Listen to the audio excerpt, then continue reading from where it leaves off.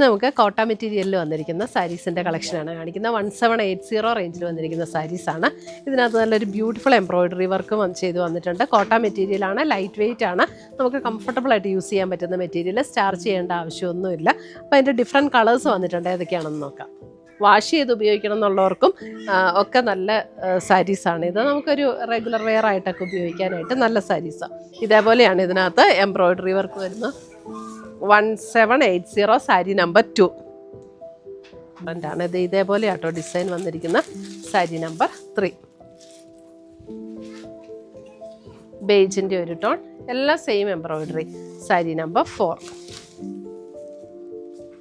വരുന്ന സാരിയാണ്. Sari number 5 pink വരുന്നത് മനസ്സിലായില്ലേ. സാരി നമ്പർ 6. ഇതിൻ്റെ ഡിസൈൻ നമ്മൾ ചെറിയൊരു ഡിഫറൻസ് ഉണ്ട് കേട്ടോ ആദ്യം കാണിച്ചതിൽ നിന്നും.